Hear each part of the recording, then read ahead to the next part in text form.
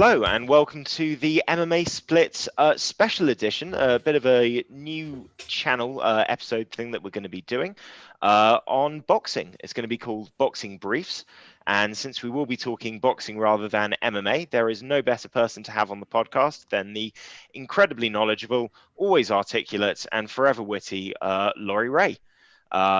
Somebody who knows more about professional boxing than anybody else I know, including people who have done professional boxing. So no pressure there, Laurie. I've given you a bit of a step up. And also check Laurie out on the upcoming YouTube podcast channel, Deaf with the Records. They've already had one great season out, and Laurie is going to be heavily featured in their upcoming second season. So definitely give them a listen, like, and subscribe. And Laurie, welcome to the show. Good to be here. Good to be here. I only just found about this recently from you guys, and excited to be involved in the early stages and at least being some kind of a little segment of some sort or another. But yeah, it should be fun. It's exciting times, interesting times for boxing at the moment. I think it's having its kind of Indian summer after MMA has been chipping away at it for years. I think boxing's having a nice kind of revival at the moment, and exciting times to be discussing it. I think some cool things on the horizon and some interesting things going on last year as well. So let's get into it, shall we? Fantastic. Well, I think no better place to start than the year just passed. 2020 was a difficult year for everybody, but certainly for the boxing world. I mean, obviously, we started off in absolutely fantastic fashion with that Tyson Fury and Deontay Wilder rematch in February. That really was the sort of last big event before the lockdown and the pandemic. And after that, a bit of a difficult year. Would you agree? 100%. I think it took a long time for the wheels to get in motion following that fight, because not long after, all the sort of COVID restrictions hit in. It was February 27th or something like that. So really early on, and really before any of the big COVID stuff hit. And I think it took boxing, a little while longer than MMA did to get back on its feet and to get these events together and to get decent ones. And let's be honest, some of the early ones were pretty poor. I think from BT's side, there were a few kind of bum nights where there weren't amazing events or anything, or weren't too many great fights. But I think yeah, it was that was a wonderful fight though, back in February. I remember being hugely excited for it at the time, and just I think that one of the big takeaways is that it's hard not to call Fury the best heavyweight in the world at the moment. It's hard not to say that he's the number one, even despite Joshua's great performance recently. I think why in 2019 maybe we had a lot of questions about the three big heavyweights, the three great guys at the top of their game. And there was it could be Wilder, it could be Joshua, it could be Fury. I think now we have a very decisive answer. Who is top at the moment? What are your thoughts on that? Well, I completely agree with you. I mean, if we wind the clock back to this time last year, I think everybody had kind of felt like 2019 was the dud year for the heavyweights in boxing, and 2020 was going to be its kind of glorious return. That was the year that we were going to be getting, obviously at the start, the Fury Wilder rematch, all the discussions after Anthony Joshua had managed to win his rematch against Andy Ruiz, was that he was going to get through Pulev fairly early in the year. I think they were talking sort of April, May kind of time initially, maybe June, with the idea of him sort of fighting the blockbuster winner of Fury Wilder at the end of the year. You still had Dylan White in the mix, obviously Usyk around. The rise of Dubois was very much in its high ascendancy at the time. And obviously that's just the heavyweight division. There was excitement about Canelo fighting Billy Joe Saunders. Super middleweights were very exciting. You had the welterweight division was looking very exciting. There was all the talk about, is Terence Crawford finally going to fight, one of these other top guys from a different promotion? And it really did sort of, I think, put everything on hold, for a very long time.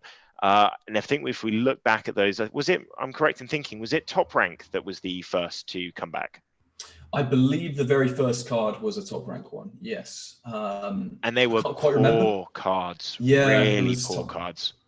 Yeah, it was top rank, and then I know BT did a few stinkers, but it just wasn't great. And the fact is, with UFC, you got so many like really early on. I know that there's there was the Jacksonville card and stuff like that, and there was really exciting, high quality things. I just really hoped that it was going to sort of get in motion with 2020, but I think sort of around the midway point of the year when Matchroom figured out how to do their own thing and stuff, and they kind of just realized, we're not going to get a live gate anytime soon. Same with ESPN. There's started coming some really, really top quality fights, some really great fights this year, and a lot of upsets as well. I think it's a really interesting one.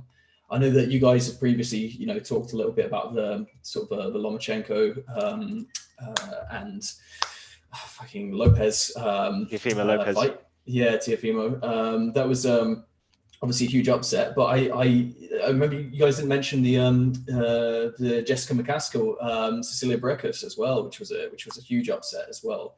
I didn't watch that fight. Funnily enough, I missed it.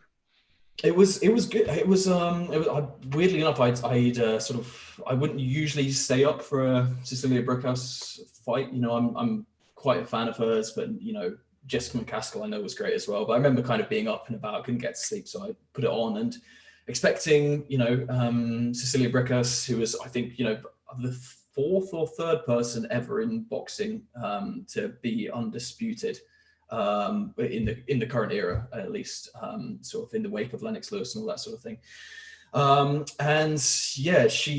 It was a pretty convincing performance from Jessica McCaskill, who I wasn't expecting much from, who'd got beaten by Katie Taylor, for example, and stuff like that. And now we had a huge underdog coming in and taking that over. So yeah, as I say, a lot of interesting results this year. Maybe not ones we would have expected. No, certainly not. Out of curiosity, because obviously you're absolutely right. It took a while for a lot of these the high end champion boxers to sort of be willing to fight without fans. Is that something that happens with boxing because of the money that's there at that elite level? The fact that a Terence Crawford gets such a big percentage of the gate, his pay is so dependent on these things.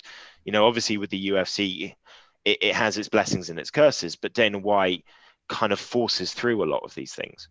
And, we already know that the pay structure for the UFC isn't nearly as good, particularly at that high elite end. So do you reckon it was just a case that it took a lot of the elite boxers realizing this wasn't going to go anytime quickly, and if they wanted to make some money, they were going to have to make concessions? I think so, because I mean, if you thought about it, as soon as when the COVID hit, you couldn't imagine Joshua, for example, or Canelo for that matter, having a fight with zero crowd attendance or limited, because I know that those guys had maybe 1,000 fans or something each at the Alamo Dome and then at Wembley or wherever it was with Joshua. And you really wouldn't have thought that that would have been the case. But I guess it's kind of a case, they had to, I'm sure, take a smaller purse and just accept the reality that it wasn't going to be happening anytime soon. And even for the immediate future, it doesn't look like there's going to be, crowds anytime soon. I mean, even in the wake of the Joshua fight, after there was, I believe, 1,000 fans allowed, government came and said, no, not having this again for a while. So they basically put that on hold. But I think, it was a strange thing for to have to see these, the mega stars of boxing without a crowd. How have you enjoyed the fights without fans? Because I don't know, this is a real thing that I found with the UFC, and I've certainly found this with the boxing fight matches that I have watched since the pandemic without crowds. I kind of like it. Yeah. I kind of like it because particularly when you get these really big events that are usually sort of like Vegas, high rollers, not necessarily the purest fans, just people that are there for the spectacle. I feel you get some bad crowds. I don't feel the crowds often add something. I think with one-on-one sports, it's a bit like tennis.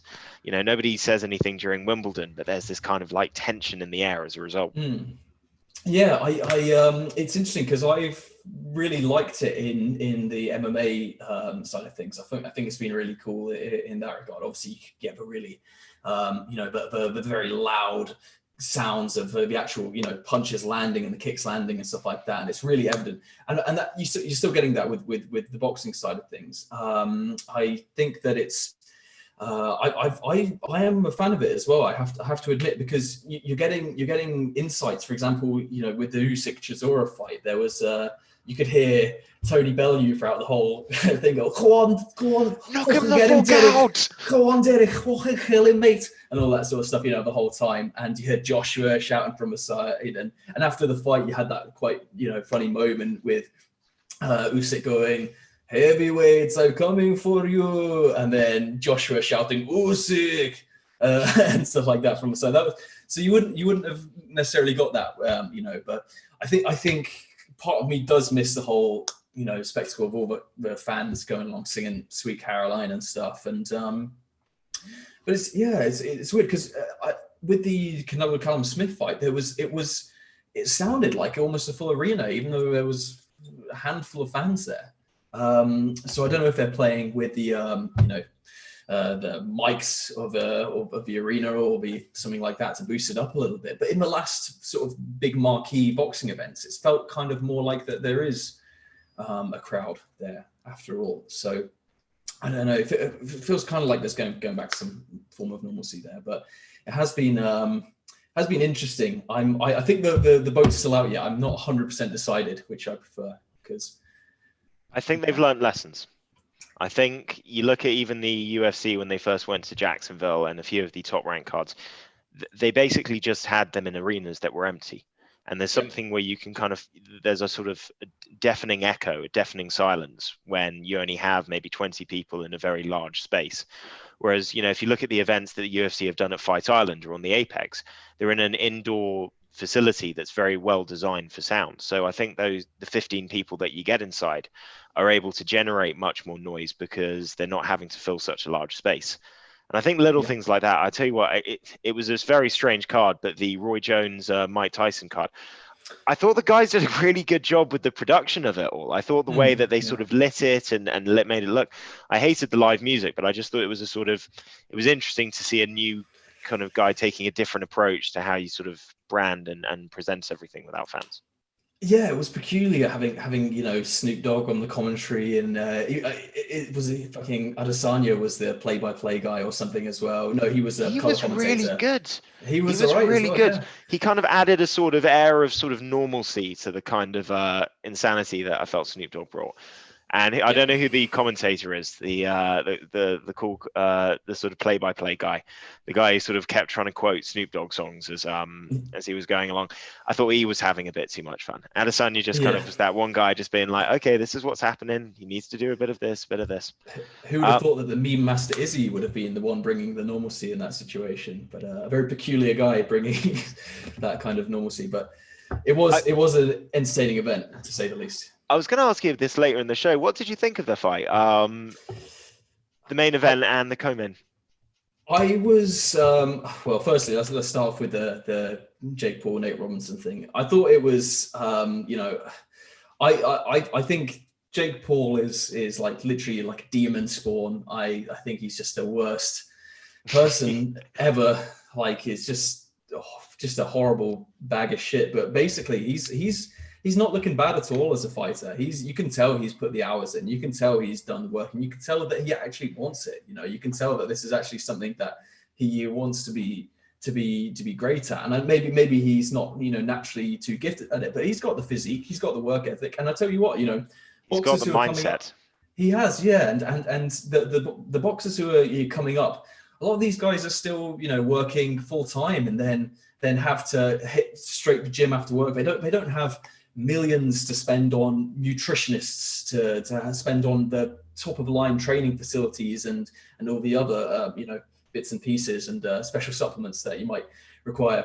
So he's got a lot of advantages for him in that sense. I thought it was Nate Robinson was horribly unprepared. It's kind of that whole thing of like, oh, I'm a beast at one sport, so I can be amazing at anything.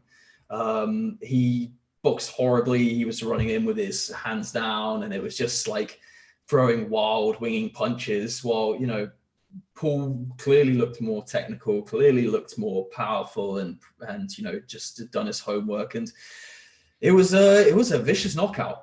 I've heard a lot of people saying that they think Jake Robinson was kind of diving a little bit No, at the end? no. Nate Robinson, sorry. You don't think so? You think it was a real... He was It looked unconscious brutal. for approximately 5 minutes on the ground. He couldn't stand up and sit on it. The key is when they try and get up and sit on a stool. If they can't sit on a stool, they have been, and he was out, in my opinion, 3 times.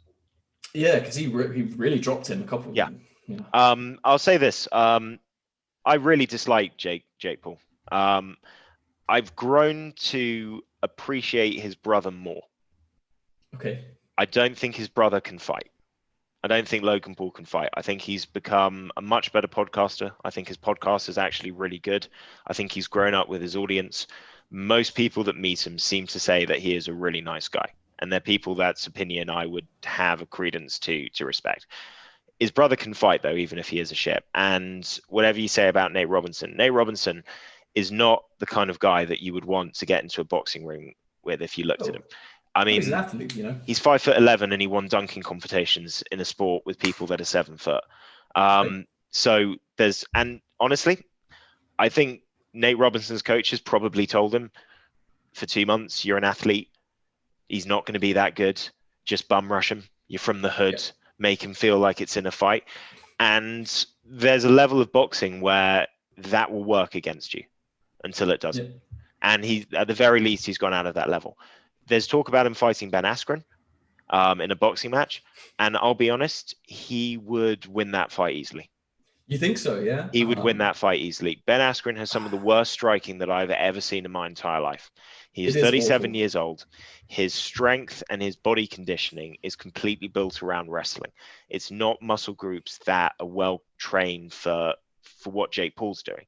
And whether or not Jake Paul has competed anywhere near the level that Ben Askren has, Jake Paul has only started conditioning his muscles to this level for one specific sport. He doesn't have the wear and tear from wrestling. And do yourself a favor, if you ever get a chance, watch Ben Askren versus Damian Maia. For 3 rounds, this is a stand-up fight. And you cannot believe that somebody has got striking of that level and made it to the highest levels of MMA. It's a testament to how good of a wrestler he is that he could get away with this. But if he gets into a boxing ring with Jake Paul, he is going to get destroyed. I mean, not necessarily knocked out because he's tough as shit, but he's going to get very badly embarrassed. I'm a little bit unsure on that because I know that Ben Askren's striking is a laughing stock, and he's literally just the guy who's, it's like the guy in the video game who just spams one move, and can get away with it to a certain point. But Jake Paul, Ben Askren as well, I know he was kind of a college star and stuff, and a big, he was an athlete from a young age and everything in training. It's interesting because I would have assumed that Nate Robinson would have sparked Jake Paul out, before the fight. I would have thought that, if he guaranteed that he did the right training, which I don't think he did, like you say.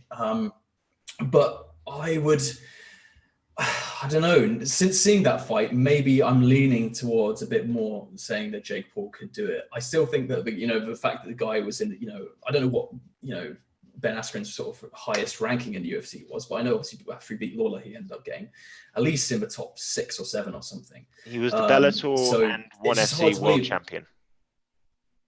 Right? But as I say, even in the the UFC was supposedly the best promotion in the world, he ended up getting into the top 10 at least, and saying that Jake Paul, a YouTuber essentially, could beat him in a boxing match is, I don't know. I would find it very hard to believe, but as I say, I am impressed with Jake Paul's boxing, in fairness. So. Put it this way. I don't believe that Ben Askren ever spent any, from what I've seen of pad work of him, from what I've seen of him fighting, I don't think that he's ever put any effort into pure boxing. I think every part of his training has been built around maybe some defense, maybe, you throw a few things just to distract the guy where you shoot for the double leg. But if Ben Askren was to start, regardless, it's not dissimilar from the Nate Robinson situation. What you're saying is this is a guy who's done a different sport, and you're going to start and try and get to the same level as this guy who, whether or not he's been an athlete before or not, has now been doing this sport full-time, 100% dedicated for approximately 3 years. Yeah. Now, if it's Michael Bisping, crazy. Bisping destroys him. If it's Amanda Nunes destroys him. But these are people that have boxed and utilize boxing and striking at the highest level of MMA, and will have that conditioning and that speed. It would be an interesting. That's what, because I wanted to add that, because I mean him talking about his team made an offer to Bisping or something. I saw some Bisping talking about it. How I think he's trolling. Now that is, I would assume so too. Yeah, because I saw he made some like videos like pretending to be Bisping with an eye patch on or something. I know, which was very remedial stuff, to be honest. But it was quite. I'll give him this. It was quite funny. He put the bald cap on and did the Dana White, sort of like, Dana, I'm not gonna let you go to fight Amanda Nunes because my dick is too small. It's really immature, but it's just kind of like very. He's going for the most outrageous possible in the hope he's throwing shit on the wall and hoping that something sticks. Right. Yeah, but put it this way, it's pretty horrendous. He's more likely to beat Ben Askren than his brother is to beat Floyd Mayweather. 100%, which is also something I think we can't can't avoid talking about in some way. So did you see Mike Tyson?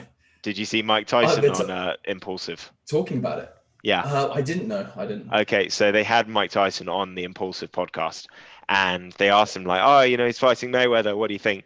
And Mike Tyson just burst out laughing. He's like, "You were gonna get fucked up so badly," and he just finds it really funny. He's like, "I like you, kid. Like, you seem nice. Best of luck, but like, no, you're going to get destroyed. Like, people that are faster than you have not been able to hit this person. You are bigger, therefore slower. This is not going to work out for you." I'm still in disbelief that it's actually happening, that it's actually a real thing. I guess it's just, Money Mayweather grabbing the cash, wants the bag, so does Logan. So it's like, I'm sure as hell not gonna pay for it. Probably won't even watch it, to be honest. I was only just watched Mike Tyson versus Roy Jones. I wasn't really excited for it. It wasn't great. It's just a farce. This upcoming thing. It's just, what's going to happen is that maybe Logan will touch him once or twice with a jab or something like that. But Mayweather's just going to dance around him, just pepper him up the whole time, and probably TKO him in a couple of rounds, and that's what happened. Come on, but look at it from Mayweather's side. Like Chael Sonnen has a good expression. He says fighters are not looking for the toughest guy and the biggest challenge. They are looking for the easiest possible fight for the largest amount of money. And Floyd Mayweather is articulating this perfectly. Like, what else is he going to do? Fight Sean Porter? Yeah, I know. You know what I mean? Of course he's not. It's like when he fought that Japanese kid. He's an MMA. He's a kickboxer and an MMA fighter. He's 20 pounds, weighs 20 pounds less than him, but he got paid. Yeah. And he got an awful lot of them, got a couple mil or more out of that. And I'm sure with this one he'd be looking at getting at least 7 digits or something, which is what Mayweather's all about and has been. He's part of I guess this idea of being a great champion as well is picking the right fights at the right times for these people. Obviously we side with somebody maybe like Canelo, who has an amazing resume and everything there. But Canelo also does as well. He really chooses the right fights at the right time in the career. With the Kovalev fight and stuff like that. Wait until Kovalev had a few more miles on the clock and he was a bit older, so Canelo could go up and snatch the light heavyweight title. That was but I think it's pretty mad, this whole affair, and I worry for the state of boxing, going forward from it in a way, because I know that. Just to say, so you very much feel that this is, because this was going to be one of the questions I asked you, that this is a negative for boxing, that it's not good eyes on the sport. Of course not. I mean, there's the old adage of kind of, all publicity is good publicity and everything like that. And sure, it might generate a bit more interest in boxing, but I think it does more harm than good in the long term side of things. And I'm not saying the boxing has been super credible for a long time, and it has a reputation for being the opposite of that. It has a reputation for a huge amount of corruption and bad decisions and people not fighting each other when they should. All I'm saying is that the boxing doesn't need. It really could do without having its integrity challenged again and again and again. And it's as much as, you know, I can get involved with it. I can enjoy, you know, a night of watching some YouTubers who have beef, and we were. I remember you and I personally were very hyped for both the first and the second KSI versus Logan Paul fight, because, you know, there was genuine drama and beef between these guys, and you thought that they, you know, they proved that they were at a pretty similar level.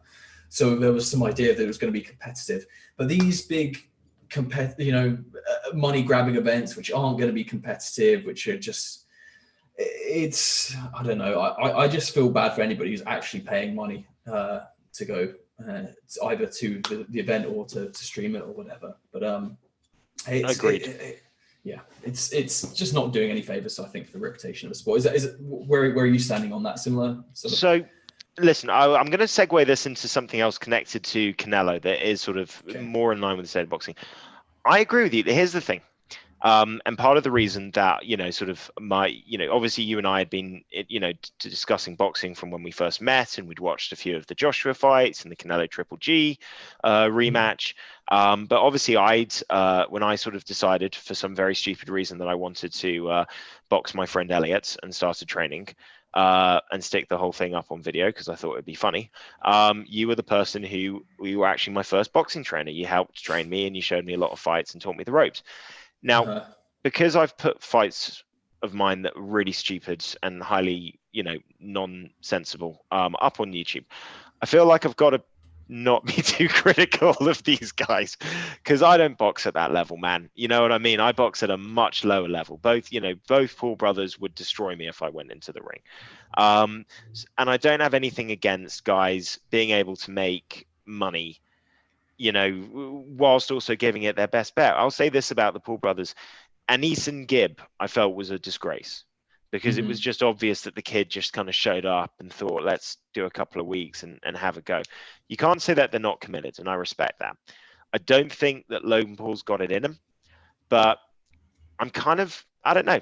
If you're going to do this, well, a lot of people have been saying, well, then fight real people. And you can't say that Logan Paul isn't fighting the realest person that he could possibly fight.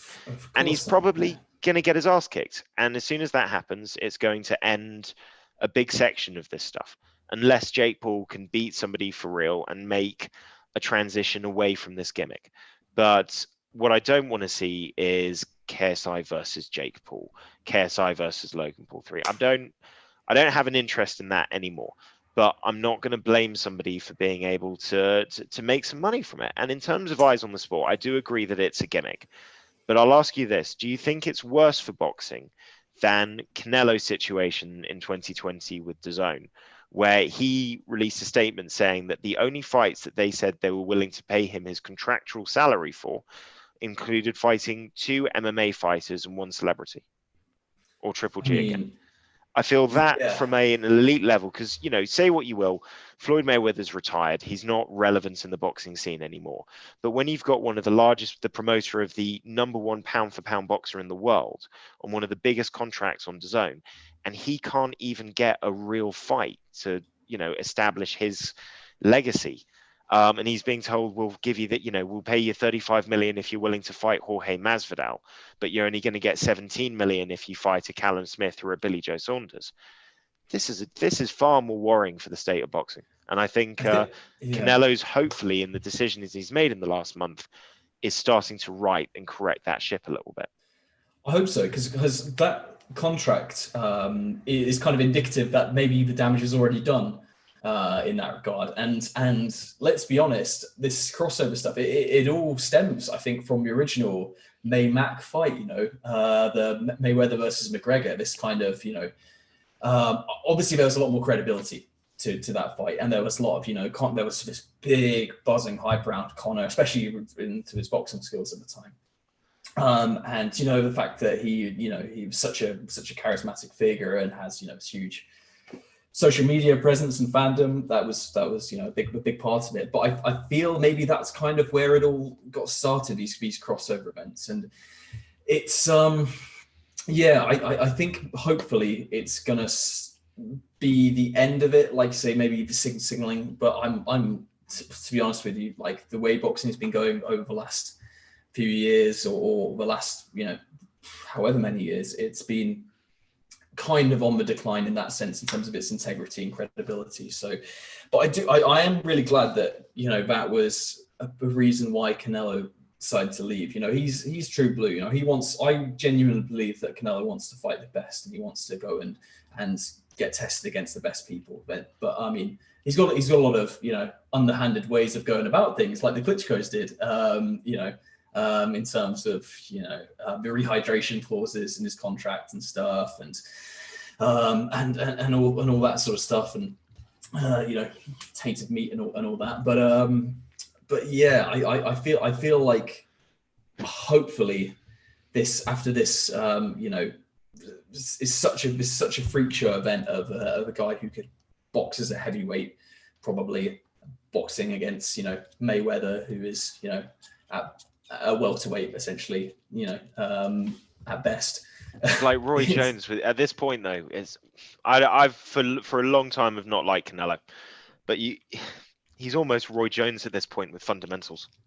He's amazing. You can't deny it. I mean, we can get into discussing Canelo a little bit at the moment, because I was curious about who your sort of pound for pound ranking, and I know a lot of people would have kind of had it as a toss up, between Lomachenko and Canelo, but obviously since the Lopez fight, I think there's probably more of a clear consensus. I would confidently say that Canelo is the pound for pound best fighter in the world. Where do you stand on that?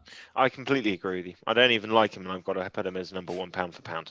His record is what, like 53, 1-1, or 2-1? 1-2, yeah. 1-2. And he's 29 years old, 28 years old. I mean, this is the kind of record that you'd see from like a Julio Cesar Chavez in the 70s and the 80s and the 90s for how long he fought. I mean, you can't say that the guy's not a real fighter. He's beaten not just any light heavyweight champion, but a long-standing, very well credited in that division, true champion. He didn't, say what you will about. I love Roy Jones Jr. and he is a heavyweight champion, but who did he beat? John Ruiz? John Ruiz, who wasn't considered a particularly great champion. He is.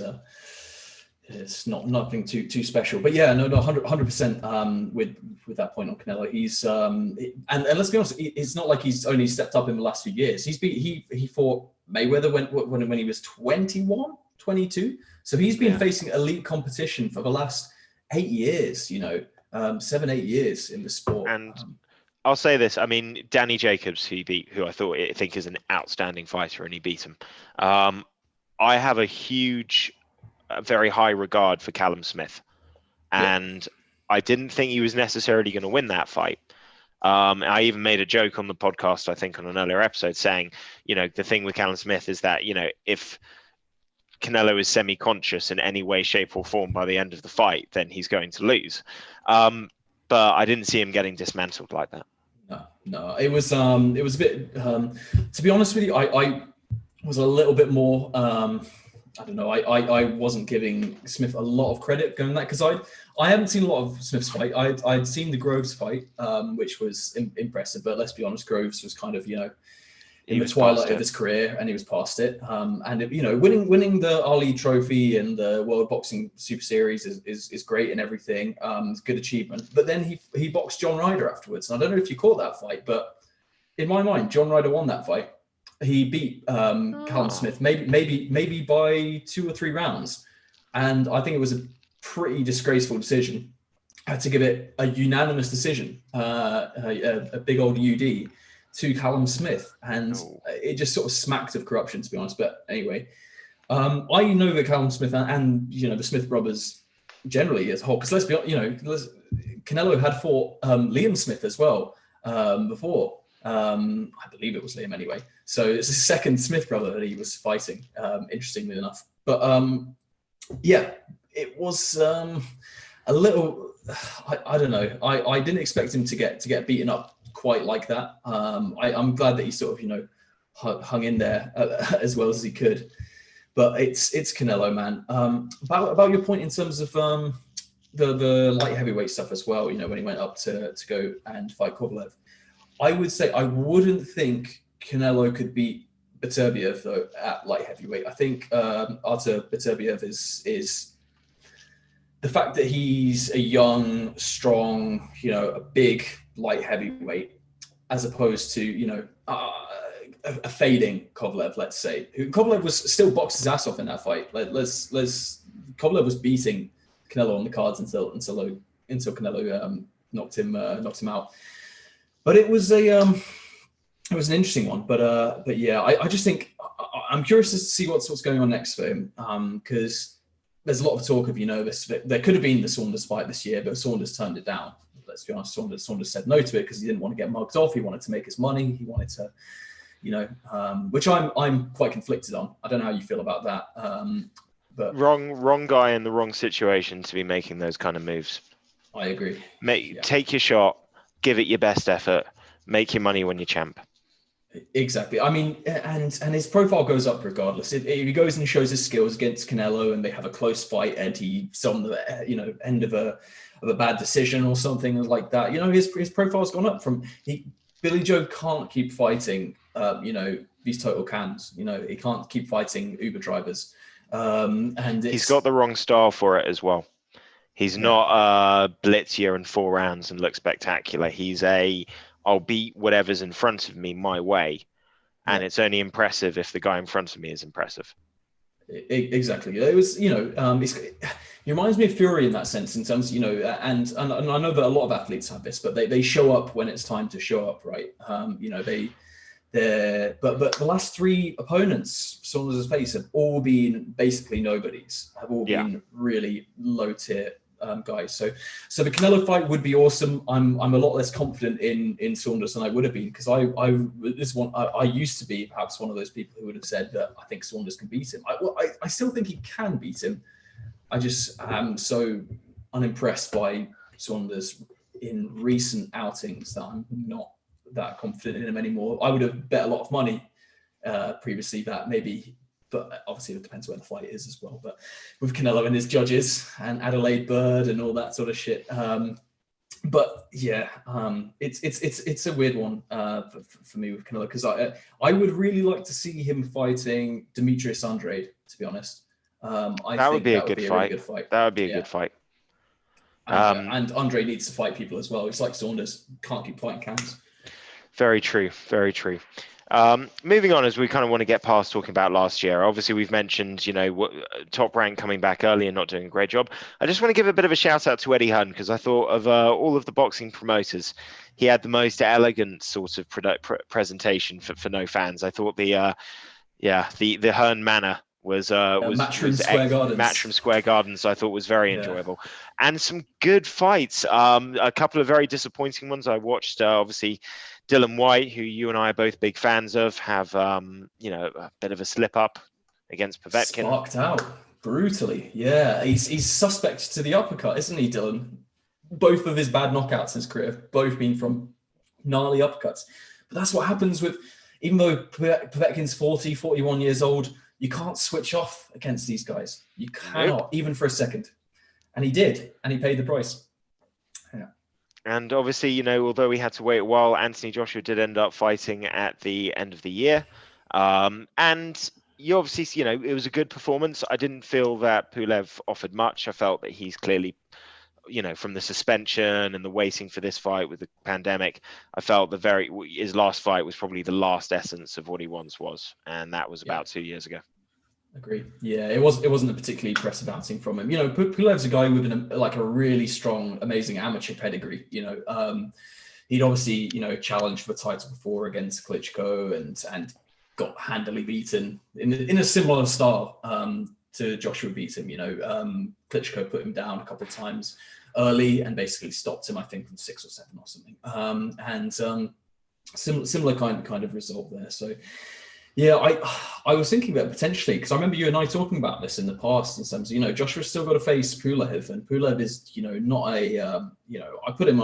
I give him as much sort of credibility as a Povetkin, type of figure. These guys are still really tough opposition, and, there were times when it was competitive in that fight.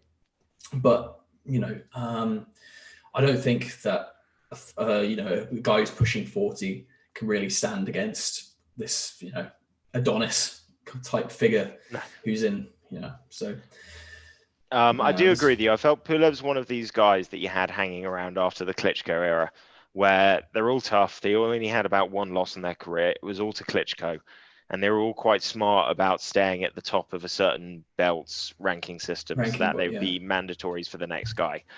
And yeah, I mean, I just felt Pulev was something once, but obviously his last fight was a while ago. He got suspended because he kissed a female reporter in the ring. Yeah, there was some.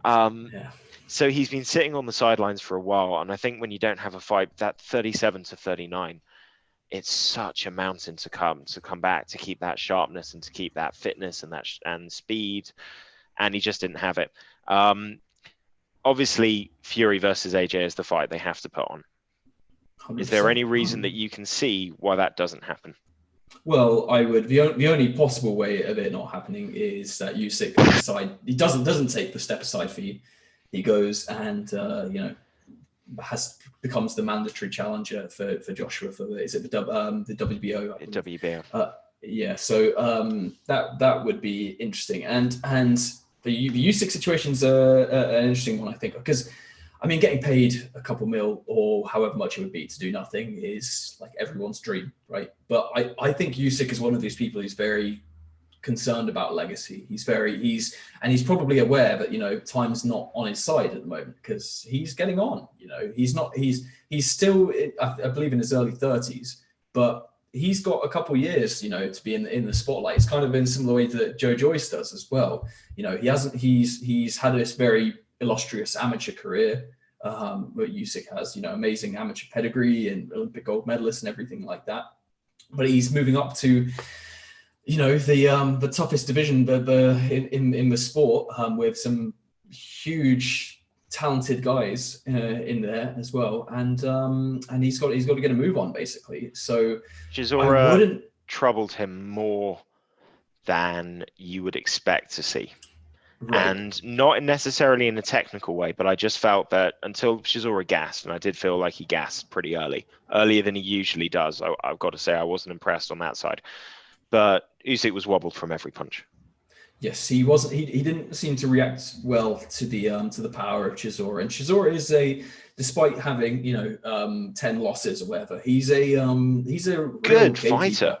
Good fighter. Don't get me wrong, but. He gave Dillian White 2 really tough fights for the most. Obviously, got sparked out in the second one, but that was at probably later stages. The first one, a lot of people would have said was potentially the Chisora decision. So it's Chisora is no bum by any stretch of imagination, but still the fact that he's not a journeyman, but he's 100% a gatekeeper, and he's really gave Usyk a lot of trouble in that fight. And there's being slick and technically brilliant and having a great boxing brain is great, but if somebody's 4 stone heavier than you or whatever it was and throwing at you, at 100%, it's weight classes exist in boxing for a reason, Yeah. And Usyk is a lighter, smaller guy. I mean, he is the best cruiserweight of all time. Maybe you could say that Holyfield or whatever. You could argue a few. He's the best of his generation. You can safely say he's the best of his generation. He's the most accomplished in terms of, the 2 gold medals and, unified champion and undefeated and all this kind of stuff. But Holyfield's an all-time great, man. I know. Maybe we can come back to this conversation in a few years. Another time, without a doubt. Right. But it's going to be. Listen, it's exciting. I'd like to see Usyk fight Joe Joyce. I don't think you can fight Chaz Witherspoon and Chisora and get a title shot. I just don't. No matter what you've done in the previous. Unfortunately, I don't see that happening just because of the rival promotion sort of side of things. I know there's been. I know that Joyce is with kind of Sam Jones management rather than strictly Frank Warren, but he is still under the Queensberry umbrella. So it was really weird dynamic actually in that Joyce Dubois fight in terms of Frank Warren openly saying, I'm voting, I know that Daniel Dubois is going to win it and all that sort of stuff like that. Even though he backs both guys, he promotes both guys. He was clearly backing one. And then obviously when the one who he wasn't backing wins, there's a pretty interesting thing going on there. But yeah, I would love to see a Usyk a Joe Joyce fight, because I believe you talked about it previous time as well, but they did fight as amateurs. And I think Usyk put a bit of a beating down on him, to be honest. Really Usyk looked really sharp and really, really great in that. But as you mentioned as well, it was a lighter Joe Joyce, maybe a less experienced Joe Joyce as well. But I'd really like to see that fight. I think it's one of those things where there's this nuclear winter going on with Frank Warren and Matchroom. When things were looking good earlier this year, do you remember that, when they were talking about, we're going to sit down together, have a meal and stuff like that, and then the fans went away, and it all becomes Cowboys and Indians. Everyone's out for themselves a little bit. I am worried about Matchroom because Queensbury and Frank Warren, because I think that they're losing good fighters. I think they're struggling to get good fights together. And that's the main thing. You can have fewer fighters, but if you can't get good matchups together, it's going to be hard to attract newer talent towards you. Eddie Hearn's putting on a good product. The only problem he's got is that DAZN's not stable right now at all. That's a big worry. I know Sky Sports, he's still got locked up, and that's secure.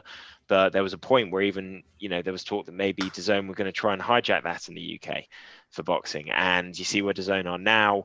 That's the only thing that might give Frank Warren hope, is maybe the uncertainty of DAZN and the fact that Eddie Hearn is very much kind of attached his name and his reputation to theirs, as with this whole kind of streaming platform logic, to the point that I believe the Canelo fight was actually a pay-per-view on DAZN. It was.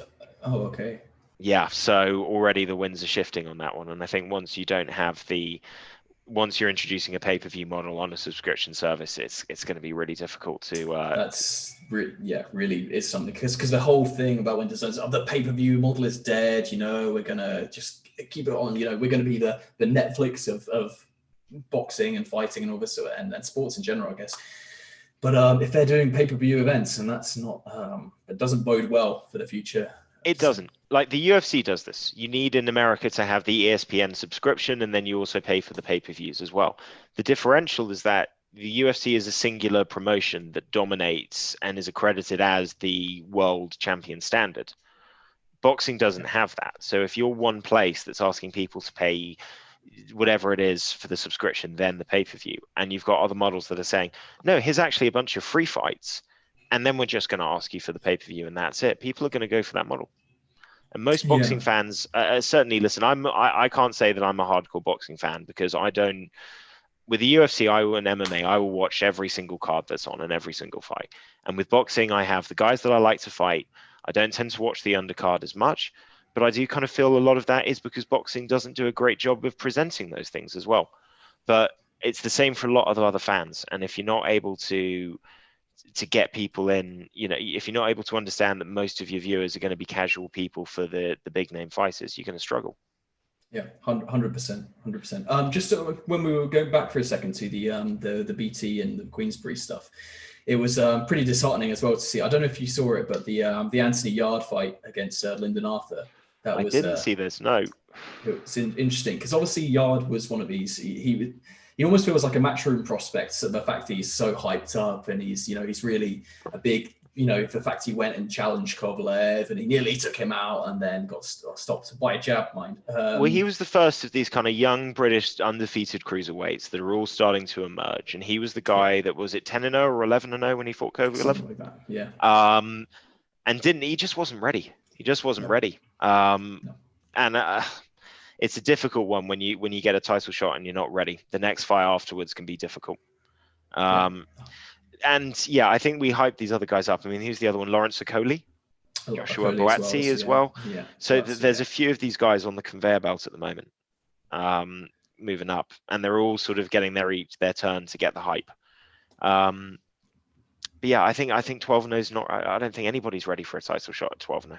No, nor do I. And I just don't. I think he was a little bit overhyped because he's good. He's certainly he's no pushover. He's a good solid fighter, but if he's going to go challenge Kovalev, he shouldn't. He can't he can't be losing to people like Lyndon Arthur afterwards. And I'm not shitting on Lyndon Arthur at all by any stretch of the imagination, because he's also a really solid fighter, and I believe unbeaten mind as well now, and he has Anthony Yard's name to his record. But it seems like every marquee name from Queensberry is sliding out, with Saunders going over to Matchroom, and Fury kind of doing the deal with ESPN as well. And it almost feels like kind of leaving a sinking ship in a way. Let me ask you this. Is there one weight class that you can think of at Queensberry where you go, they've got a really exciting group of fighters there? Like, even if it's not everything, just one weight class. They haven't got it. I can think... I would have said heavyweight, that's about it, but barely. Because I can say, if I look at Matchroom Boxing, their middleweight division, their super middleweight division, really, really exciting. Heavyweights, really, really exciting. I'm slipping on the name. The American promoter, he never reveals his name. Loads of the guys are signed. PBC. PBC, yeah. PBC. Guy, yeah. Welterweights at PBC. It's so exciting. So many great guys. Same with the lighter weight division. So I don't think that Queensberry's got any kind of hook at the moment. It doesn't have a monopoly on any of the weight classes, does it? I mean, as certainly, because you have it was exciting to see, Joyce and Dubois come up, Beast Young, potentially, future heavyweight world champions and stuff like that. And then Fury, and you could say about that, but that's only 3 fighters, and they're two of them are kind of at a significantly lower level. Sorry.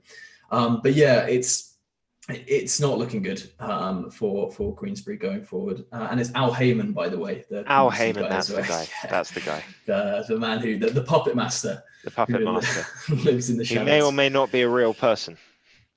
I've seen footage of him, but never heard him speak. Just an interesting one. A wise man once said it's better to be rich than famous. 100%. Yeah, 100%. And Heyman's clearly a unbelievably smart guy. He's Harvard educated and everything, and he made Mayweather the multi-millionaire that he is and everything. But everyone that works with him says that he's the best person to ever work with, not just in terms of making you money, but helping you set yourself up well afterwards. Yeah, because I heard that Eubank Jr. went and signed with PBC, or at least did some kind of co-promotional deal with them. And I remember sort of Eubank Sr. talking about him and asking, and he was saying, Heyman's a really. He said that in the meeting, Heyman explained that he had a brother who used to box as well, and this brother got ripped off badly and beaten up and basically thrown out, without any money and without anything really, and was a classic sort of ripped off boxer who got eaten up and chewed out by the sport. And he said, I wanted to get into boxing, promoting to change that so that wouldn't happen to boxers. How much of that is fiction and meant to portray yourself as a sympathetic figure in the eyes of the boxers who you're managing and promoting or whatever, which he also does, which is by the way, in violation of the Ali Act. He's supposedly at least manages and promotes, which is a big no-no in the boxing world, because as Mr. Don King will tell you, that can lead to some tricky troubles. The dark side of boxing, without a doubt. Just moving on, because obviously I don't want to take up too much of your time on your Saturday off of work. Ryan Garcia, in a very exciting emerging lightweight division, where we've still got Lomachenko, Teofimo Lopez, now the undisputed champion, and Ryan Garcia, a guy that you and I, just before that fight happened, were talking about, is he just a piece of a hype train? Is he about to get derailed? And second round against Luke Campbell, for about a split second, I thought that's exactly what was going to happen. But fair play, I thought he looked, aside from the knockdown, I thought he looked really impressive. Yeah, it was a huge step up for him. Like, let's be honest, because he had fought really, really limited fighters before Luke Campbell, and this was his real, the acid test to see if he was actually going to, be included in the big names of lightweight.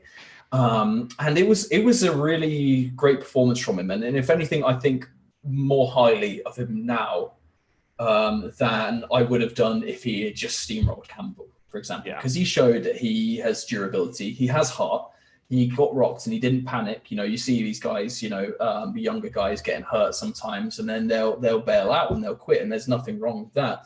But it was a really bad knockdown as well. When you rewatch it, he really had his lights turned out for a second there. The way he falls and the way he goes limp and I thought he was like out. that. I thought he was out. Me too. But he recovered really quickly, and he recovered really, really well, and stayed composed and everything like that. And it was interesting as well because he'd had a couple, one or two, I believe, you know, 10 rounders and stuff, and sort of, you know, fights which had gone the distance.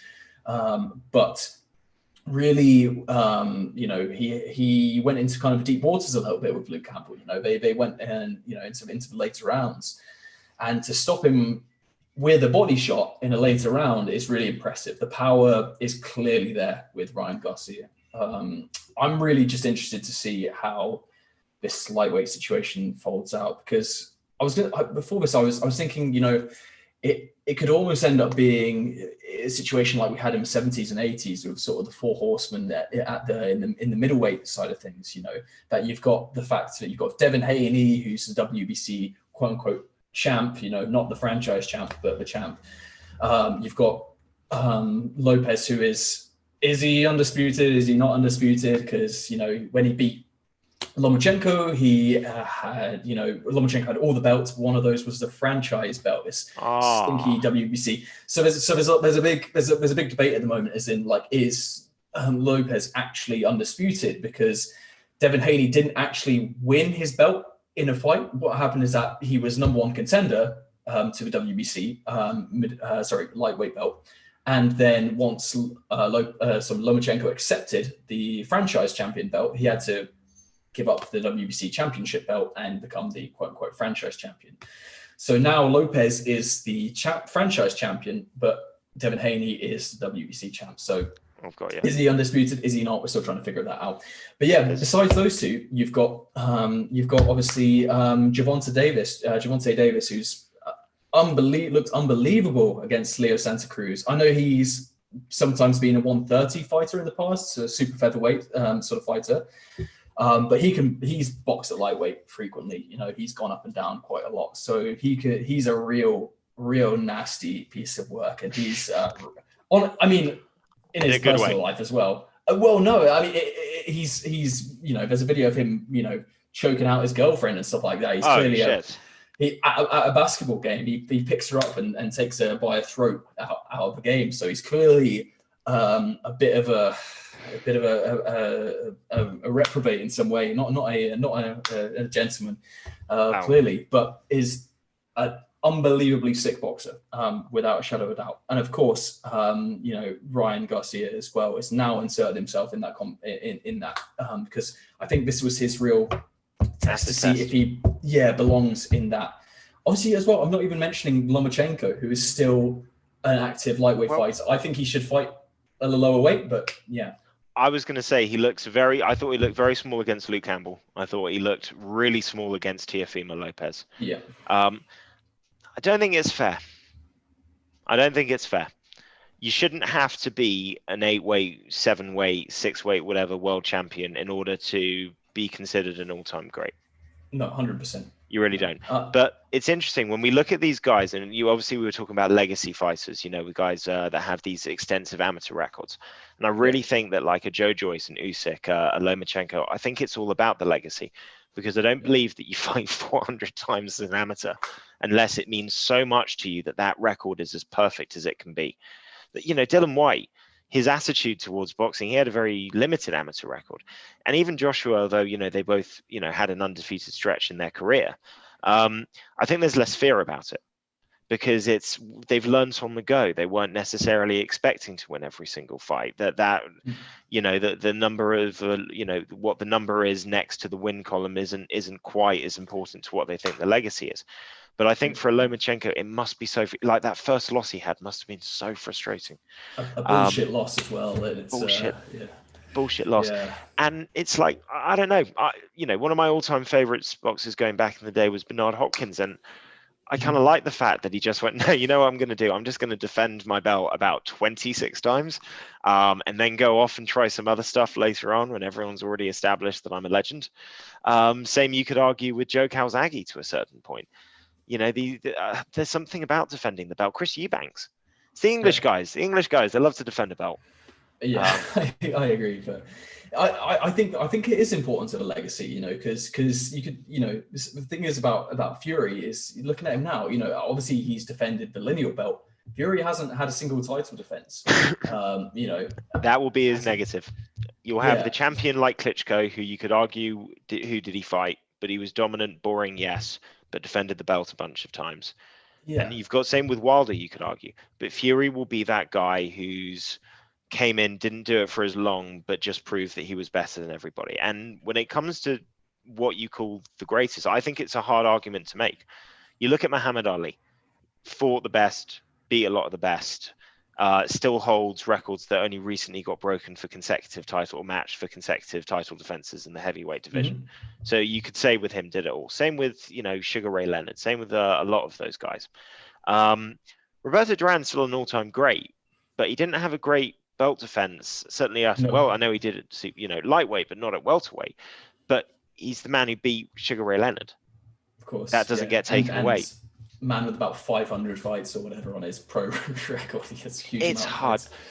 I love Fury, but if he doesn't defend the belt about 6 or 7 times, you can never call him an all-time great. You can call him one of the best of his generation, but not in the same pantheon as the great heavyweights that have come before.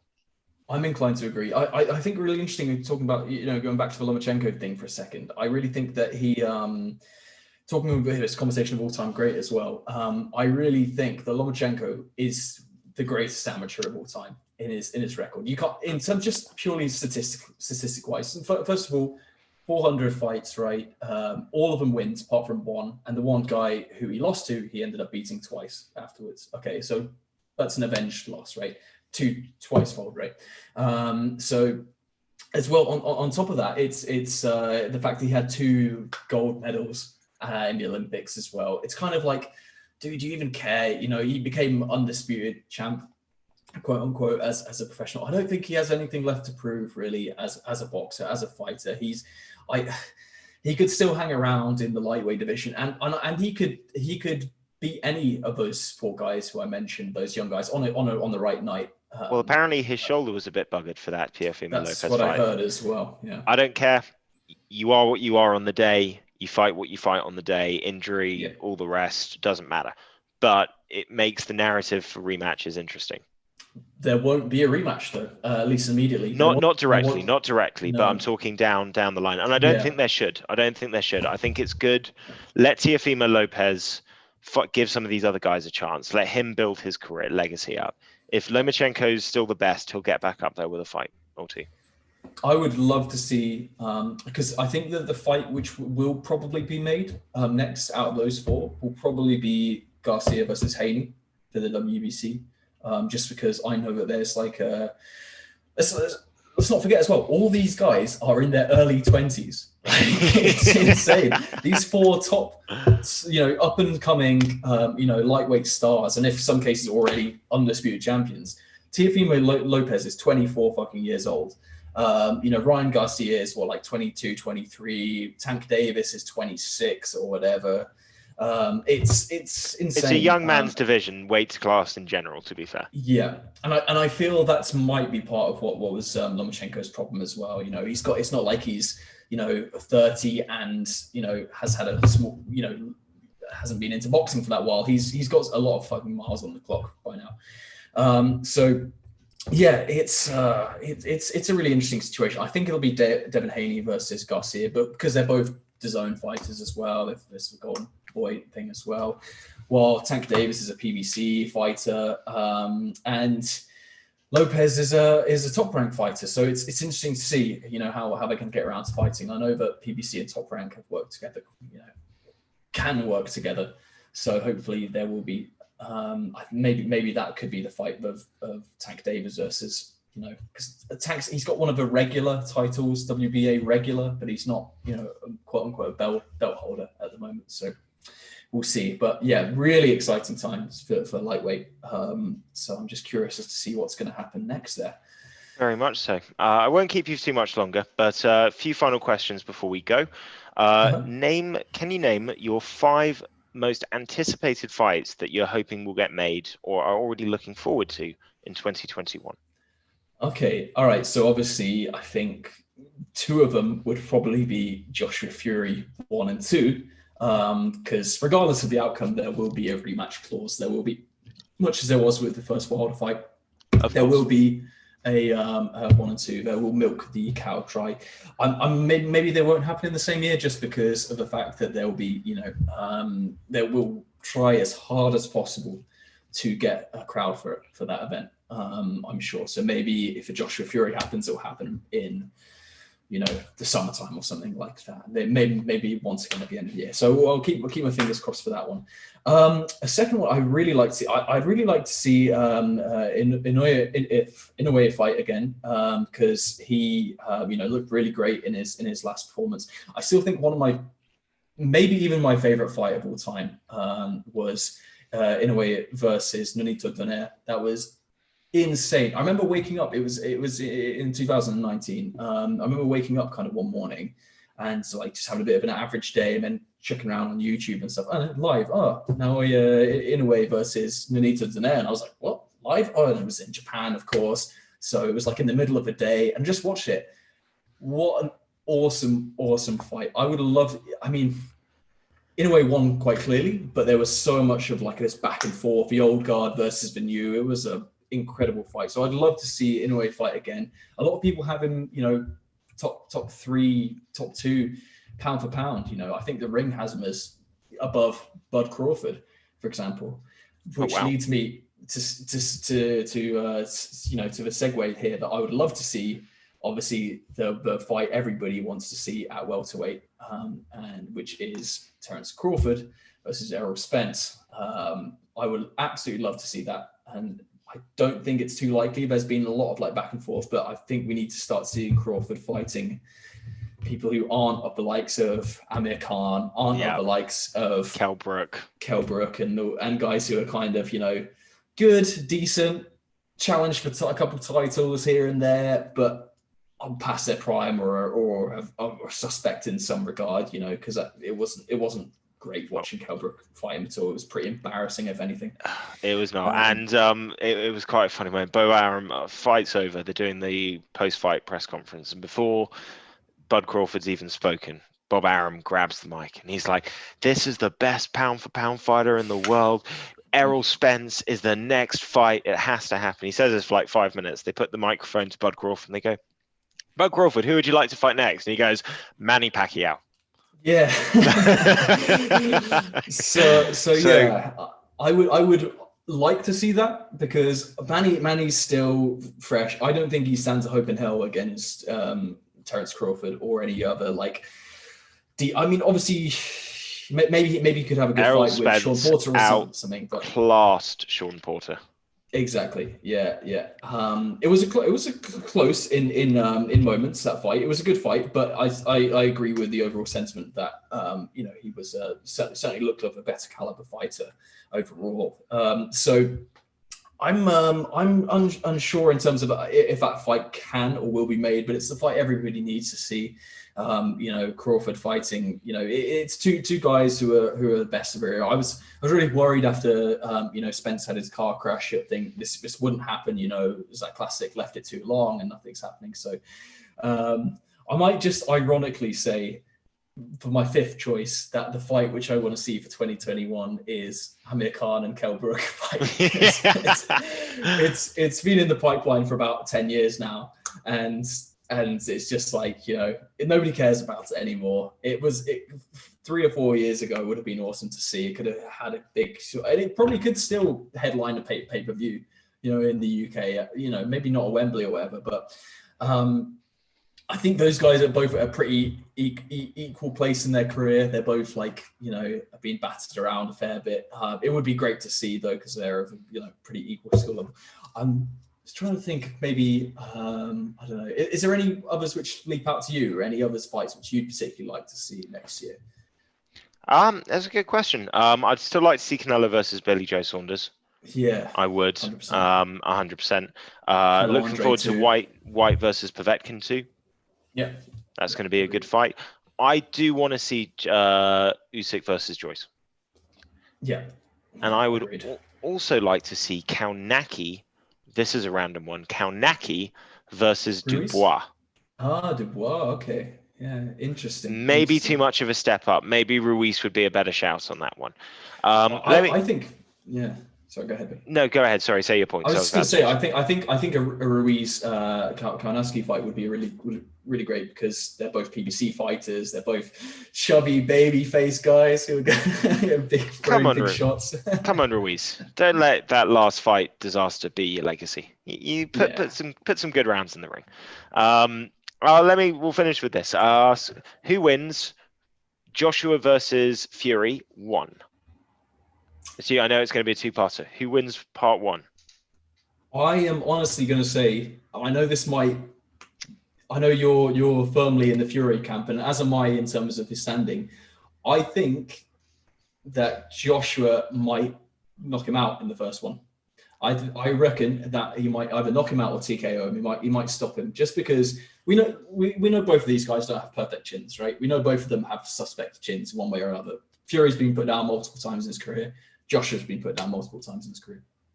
I don't think, even though Fury's obviously looking a bit stronger and a lot meatier and a lot more aggressive these days, I don't think he has the kind of power really to trouble Joshua that much still. I think he can maybe swarm him, maybe he can overwhelm him at some point later on in the fight if Joshua gets gassed or something. So maybe Fury could TKO him. You never know. But I think that Joshua has that he. If this was any other heavyweight, I don't think that. I just think that Joshua is not only so powerful, but he's so fast as well with his movement that he could potentially land one of those sickening uppercuts or one of those brutal hooks that he throws.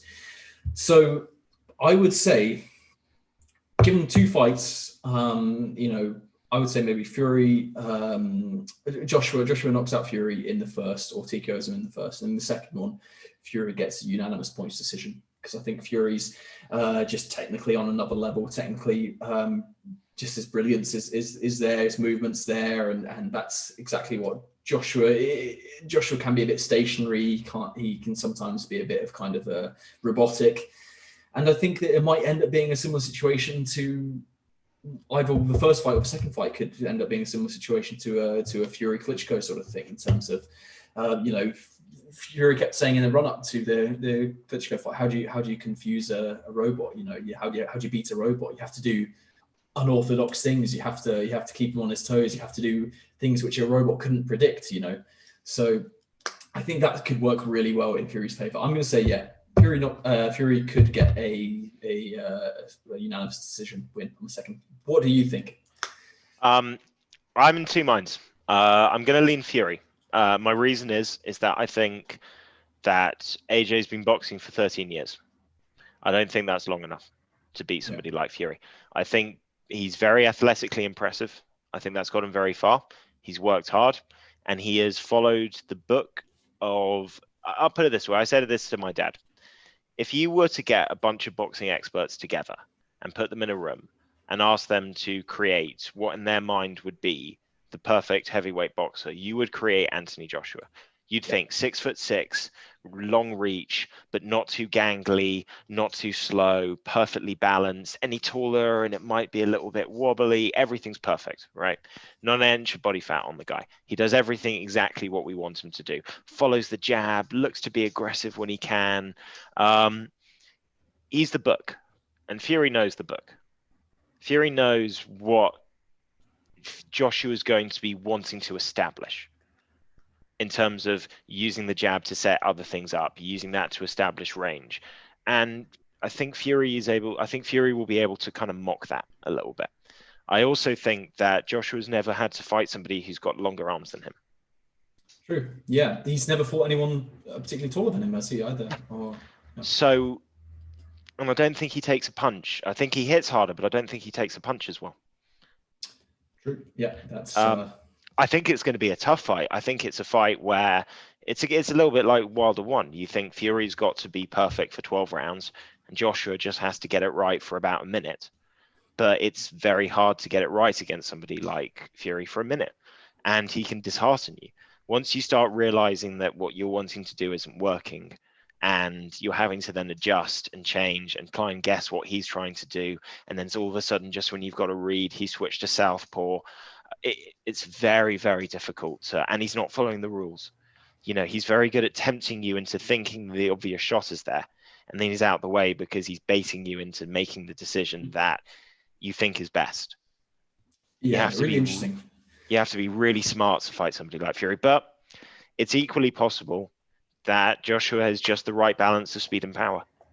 Yeah, I think Joshua's, his boxing brain is, it's somewhat lacking in a sense. So I think really what happened in the first Ruiz fight and why Joshua lost to Ruiz is that he really misread that initial knockdown as Ruiz being really hurt. So he went and he was like, Joshua, beast mode, killer instinct, go in and finish him, and just he left himself open and threw these huge wing shots and then got caught when doing that because Ruiz wasn't really hurt.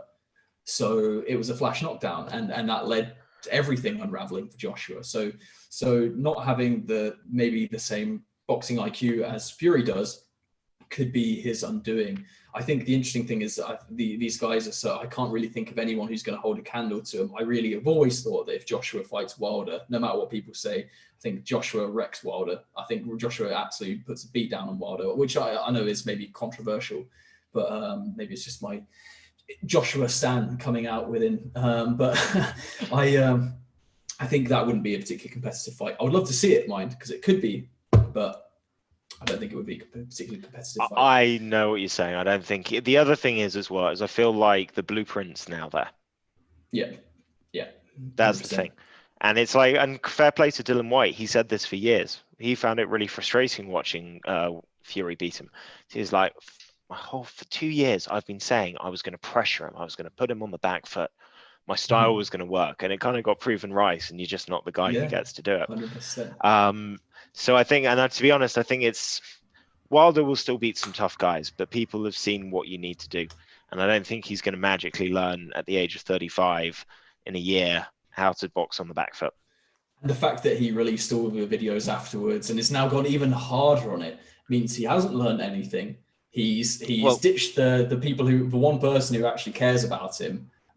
He's taken nothing from the fact that he got beaten up badly, and it shows he's not willing to learn. So he's not willing to go there. So it's a pretty crazy. But Laurie, don't you know it must have been poisoning, because his grandmother, she prayed and he was blessed from God with the touch of death, anointed by God.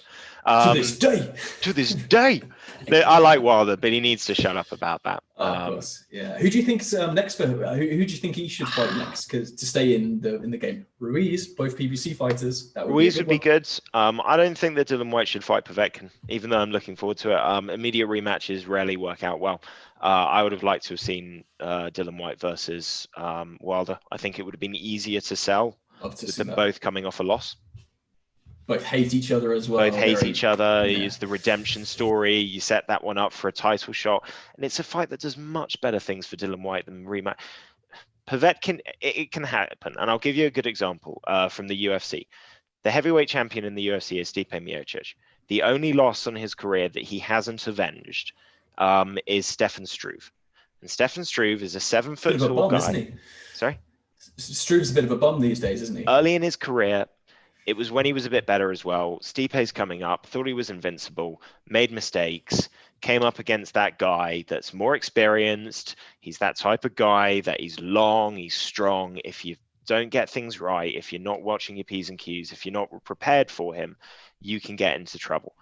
And, Stipe talks about this after he beat Miocic in the trilogy fight. You could want it back, but what would it do for me? I learned loads from that defeat.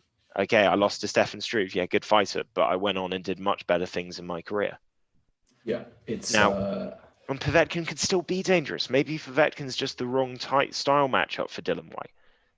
So I don't think there's any shame in losing to Povetkin. I think it's the kind of loss that you can have, and we just go on to the next one. It happens. Yeah. Pandemic. you'd been on the layoff for a while, yada, yada, yada, on to better things. That's just my opinion. But I hope he wins. I really hope he wins. Me too. Because it's not good if he loses, but I think it's unnecessary. And yeah, mandatory challenger for however many years, and then gets it taken away from him like that. Hard times, and White was looking great in that fight as well. He knocked him down, and it was all there, but turned off for a second, and that's what you get. Final question: who wins, Josh versus Matt, part 2? Curious. I don't know. I guess it's whoever puts more of the work, whoever wants it more. Whoever's gonna put the graft in. I know you were saying that you've maybe gained a little bit of COVID weight, and Josh hasn't been as training as he maybe should have done. So I'm not sure when it's going to happen. I think it depends on the time frame, and whoever's going to, maybe if it happens in summer, gives you guys a lot of time to get fit and ready. Or I have been using a personal fitness trainer, so although my cardio hasn't improved, I have made gains in strength. Okay. And I hit the heavy bag for a solid 3 minutes yesterday. Nice. Almost died. But we're getting back up there. It's been hard, man. None of the gyms are open. You have to wear a mask when you run on the street. I'm not doing that. No, I was talking to Elliot a couple of weeks ago, and they've got to wear masks when they play basketball. I just think that's just insanity. What? During the game. So this thing just fills up with sweat, and then you're just breathing through like a waterboarding device. I was talking to somebody else. It's not good for you. Like, it's this whole, like, some people are saying, well, it's like oxygen deprivation, right? No, it's not. You're just breathing in carbon dioxide. Yeah, I was going to say just don't play the sport if you're going to play it with a mask on. Who wants to go and see that? Like, I was even thinking, before the boxing started, what are they going to do? They're going to have masks on during in the fight and stuff like that. And I'm so glad that there's not any of that sort of thing, because it just inhibit the ability so much. Like, here's the thing about fights: it's really easy it's the easiest sport in many ways to manage, because you don't need 2 guys to compete and test positive and test negative for COVID week in, week out. You only need them to test negative for a period of about 2 weeks, and then they're out, and you've got other people in. And if a fight gets pulled off from COVID, it's not the end of the world. The Premier League has not taken in football enough precautions, and they kind of got away with it until the numbers shot up in the UK, and now games are being postponed left, right, and centre. It's a much harder thing to work around. Credit to, I'll say, one sport that did very well, the NFL. They were cruel to teams, but some of the precautions that they were taking were just insane. But they've been managed to get pretty much every game done. It's cool. No, I haven't been following it, to be honest, but that's good that they've kept up with it. I know that basketball had some difficulties in the end originally, but then managed to pull through at the end there. But that's cool. In regards to your question, I think I don't know. I feel like I might be jumping the gun a little bit if I was to say so soon. I think Josh knows that I think you did just enough in the first one. I think it was very close, but I think you did just enough. So maybe if history has taught us anything, I think if you can train enough, if you can put the work in, why couldn't you win again, Matt? Why couldn't you? What I will be doing, Laurie, is I'll be on this channel as a separate playlist. I'll also be posting videos of my fight camp, which officially starts. Cool. I'm starting next week, so you can see my progress. I eagerly anticipate. 100%. Please give me pointers. It sucks not having you here to be able to help train and hold pads and all that. So I miss you. I hope life is good for you in Holland. Yeah. Doing well, thanks, mate, and likewise, and who knows, maybe one of these days I'll be back before too long, and we can go for a run up Montjuic or down to the Forum as we did, and do some skipping and all that. Absolutely. We should definitely try and play some chess at some point, even online. I miss playing chess. 100%. Played a lot of chess with my dad over Christmas, and oh, you did? Yeah. He spanked me. University spanked me. Okay. I lost all, but I only won 2 games out of like 20. I got destroyed. But it reminded me that I enjoyed playing a lot of chess with you back in the day. Let's have a game, man. Let's get it done. Sounds good. Well, listen, Laurie, thank you very much for your attendance on the podcast. I know we said boxing briefs, but we've ended up going for a fair old while. So thank you for your time. No, and Guys, everyone, don't forget to hit that like and subscribe button, and you can check out Laurie, check Laurie out on the next season of Deaf with the Record. Deaf to the Record or Deaf with the Record? Deaf with the Record. And that's deaf with an F, like as in So hearing Deaf as wise. in But to yeah, be Deaf with the Record, all one word. Great Spotify channel. Full first season already up. Second season featuring Laurie to come out. And I will be releasing episode 6 of the MMA Split podcast later this weekend once I've done all of the editing. I had some issues with my editors, but we'll be bringing that very shortly as well. Laurie, have a good weekend. Till next time. Take care. the next time, mate, a pleasure. Bye. Bye bye. Cool.